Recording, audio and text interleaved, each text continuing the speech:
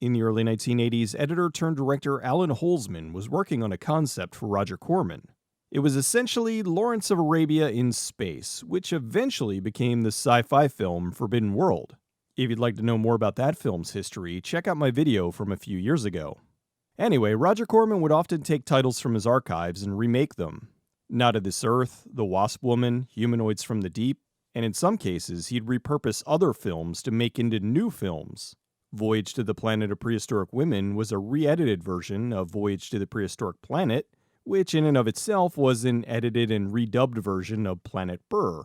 In the early 90s, young aspiring director Fred Gallo was finishing up his thesis at USC. He screened his short, Writer's Block, which caught the attention of Roger Corman. A few days later, he received a phone call letting him know Roger would like to meet him. Gallo was overjoyed. He knew Corman's track record for discovering new talent that would go on to become major players in the industry. He was responsible for giving many huge names their first break. Jonathan Demme, Francis Ford Coppola, Ron Howard, and James Cameron, just to name a few. Gallo met with Corman, who expressed how much he enjoyed his short and offered him the chance to direct a feature for him. He said, "If you accept, you start in a week." Gallo said yes, but asked if he could see a script, and Corman replied, "It'll be ready by the time you're ready to shoot." Gallo asked if he could bring in some of his friends from USC that he worked with to fill out the crew, and Corman agreed, although they each had to be vetted to make sure they were competent enough to make the cut. A week later, Gallo had the script. It was a slightly retooled version of the 1982 film Forbidden World that went by the title Biohazard. Most everything for the movie was already in place. They already had a cast and were planning on reusing some of the sets from another sci-fi film shot on Corman's lumberyard turned production studio, possibly 1989's The Terror Within. Gallo read the script and noted that it wasn't anything particularly great. It was essentially a ripoff of a ripoff, but he wanted to give it his all. He told the folks he brought over from USC that this wasn't a joke, that they needed to take this seriously and make the film as good as they possibly could within their limitations. The two biggest were time and money. They had 17 days to shoot and a very small budget. Thankfully, day one on set and the movie was pretty much ready to go. Most likely, they originally were going to go ahead with another director who either backed out at the last minute or was fired. The star of the film was Mark Singer, who was a few years off from the hit miniseries V. He'd been making lower-budgeted made-for-TV movies like High Desert Kill, and had just signed on to film several movies for Corman's New Horizons studio. The other actors and actresses were not as well known, including an actor who had previously largely done TV work, Bryan Cranston. This would be his first major role in a feature film.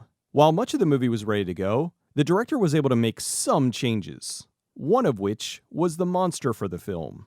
He didn't want to have a guy in a suit, so he spoke to the effects team and had them design a large-scale puppet they could use.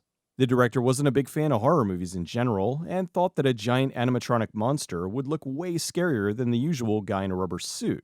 This way they could make the creature have odd-shaped appendages and move around in unusual ways that wouldn't be possible with a human. They also planned to have some hand puppets, which may have been reused from another production. They started filming in August of 1990. The opening was made largely using repurposed footage from Corman's Battle Beyond the Stars, one of many of Corman's films to recycle this footage. The director said he didn't even have a choice. The script was written with cutaways that referenced the footage. The robot in Forbidden World, Sam 104, was made into Tin Pan here. So they got at least one guy in a suit for the film. With the small budget and time constraints, they had to make do with anything and everything they could get their hands on. For example, the alien incubator for the film was a printer holder they pulled out of the office. Corman gave the director plenty of leeway. He was able to make the film he wanted to make as long as it was done on time and within budget. Although the director knew there were certain things that were expected in a Corman film. One of those was nudity. Although it's difficult to squeeze in a sex scene in a film where a monster is hunting and killing the crew. As a workaround, the director did a sex scene complete with nudity as a dream sequence. There was another couple that had sex in the film, but that actress hadn't agreed to do nudity, so they just did a cutaway and implied it. The director was happy with how the puppet monster looked, but not happy with how it controlled. It was temperamental, and often would just flail around in no specific way. As a way to cover that up, they used lots of smoke and lighting to conceal the monster's imperfections. That also factored into the rest of the set, as they used the same method to cover up the cheaper aspects of the location. They had a big fight planned with the monster, but with how unpredictable its movements were, they chose to go the safe route and had it swing around in the room while the actors reacted accordingly. When the actors were fighting a smaller monster, they went the Ed Wood route and had the actor move around with the puppet, making it look like they were under attack. In Forbidden World, there was a scene where part of the crew went outside to the planet's surface. The exterior was Vasquez Rocks in California. For Biohazard, they shot the scenes in Vasquez Rocks, California. They shot the exteriors in half a day. Because of the time constraints of the shoot, they had to stick as close as possible to the script. They were shooting multiple pages a day, sometimes 5 or 6, and they needed to make sure everything was getting filmed that they needed. On the plus side, the script was only about 70 pages long, so they were able to make some minor adjustments. Things like how the monster was killed. In Forbidden World, they cut out the doctor's cancerous tumor and fed it to the beast, which killed it. In this, they filled some vials with the doctor's infected blood and shot them into the creature. Same basic idea, altered just enough to be different, but still have the same outcome. They shot 16 hours a day for 17 days. It was exhausting, but the film was finished on time and on budget, so Corman was happy. Gallo said Singer was great to work with, a total pro. When asked about Bryan Cranston, he said that while his character was dead serious in the movie, the actor was very funny, and even played some pranks on him. He said he could tell by his talent and work ethic that he was going to go places. The director worked on his edit of the film. He noticed that while he wasn't trying to make the film campy, it ended up that way. In order for the film to be considered feature length, it needed to be 80 minutes. So the director did a trick that others had done. He edited the film out to 72 minutes, and then added a very slow, spaced-out credit sequence at the end. And to fill it in even more, he slowed the film down until it reached 80 minutes. He then pitch-shifted the actors' voices so they didn't sound weird. The director was proud of what he was able to accomplish the first time out and brought it to Corman. Corman liked what he saw, but one of his assistants had some notes on things they needed to fix in the edit. Gallo was in the room with his editor, and while the assistant was reading off the notes, Corman noticed the editor wasn't writing anything down. The editor seemed to be shrugging off the notes the assistant was giving for the edit. Corman stopped the conversation and asked who this person was.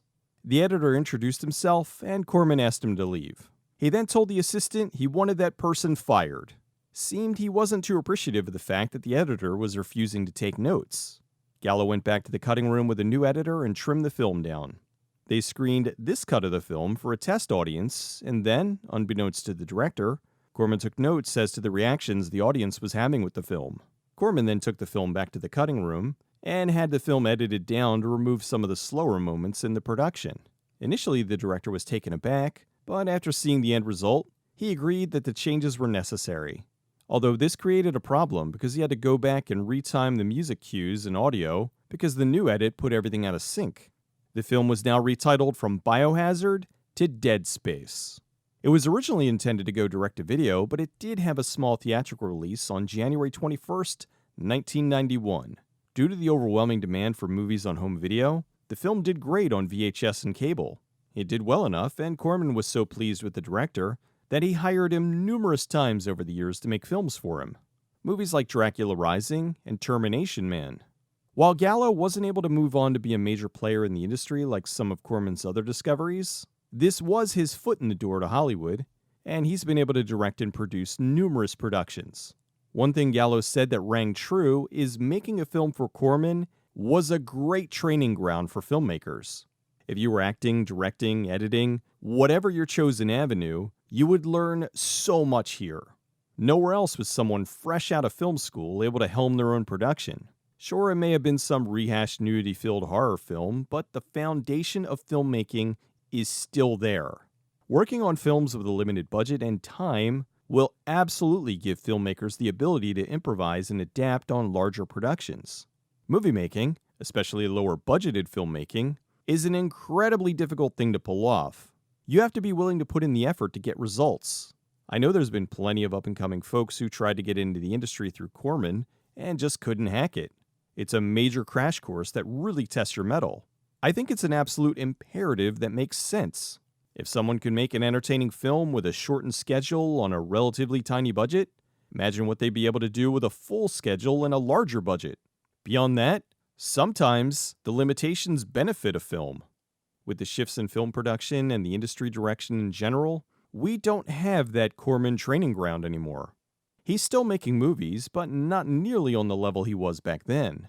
While occasionally we'll get a next music video director that is very talented like Michael Bay, we also end up with a lot of jobbers who make incredibly generic, formulaic films. They were never given the opportunity to improvise and adapt, and with the gigantic budgets they're handed, all they're told is to make their movie look like somebody else's movie.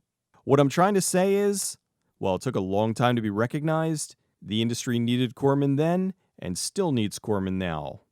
Dead Space is not a great film, but it's an interesting take on the original movie, which was an interesting take on the initial concept. Mark Singer is always great. I had the pleasure of meeting him a few years ago, and he was nice as everyone says. Singer called Dead Space an unpretentious, rip-roaring space adventure, exactly what it was intended to be. He said the Corman experience was a very satisfying and creative one.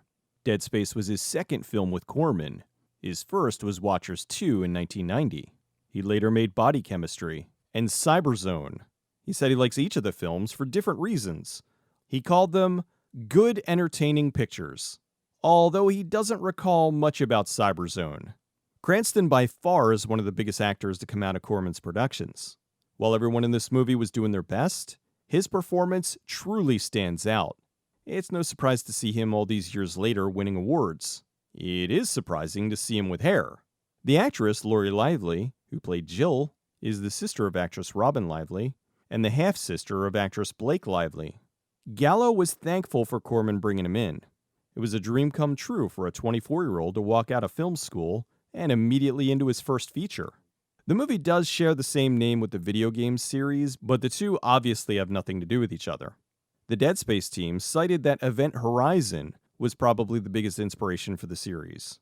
I think the monster in the movie had to at least partially inspire one of the appearances of the necromorphs, though.